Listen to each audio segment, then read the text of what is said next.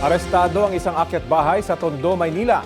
Natangay niya mula sa isang apartment building doon ng halos 20,000 pisong halaga ng mga gamit, kabilang ang 2 pares ng rubber shoes. Balita natin ni Jomar Presto. Aakalain mong residente ang lalaking yan na bumababa sa second floor ng isang apartment building sa Tondo, Maynila kahapon ng madaling araw. Pero ang lalaking nakuhanan sa CCTV, akyat bahay pala ayon sa pulisya. Sa investigasyon ng otoridad, nakita raw ng suspect na bukas ang gate ng gusali kaya pinasok niya ito. Nasa labas daw ng unit ng biktima ang rubber shoes at tsinelas na kanyang ninakaw. Natangay ng lalaki ang mahigit 19,000 pesos na halaga ng mga gamit.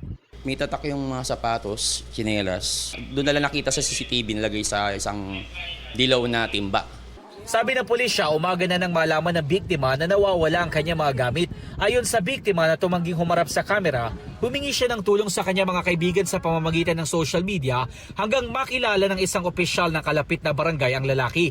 Positibo raw siyang natukoy dahil bukod sa kuha ng CCTV, naiwan niya pa sa mismong nilooban niyang gusali ang kanyang tsinelas. Na-recover sa sospek ang 2 pares ng rubber shoes na aabot sa 13,000 pesos ang halaga. Gayon din ang mismong timba na pinaglagyan niya ng mga ninakaw na gamit. Nabawi rin ang 2 pares ng tsinelas na naibenta na umano ng sospek sa halagang 500 pesos. Aminado naman ang sospek sa kanyang nagawa. Pauwi na rin po dapat ako noon, nakita ko pong bukas. Nakakit po ako, umakyat po ako. Kinuha ko yung sapatos. Pasensya na lang po sa nagawa ko. Maharap ang sospek sa reklamong theft.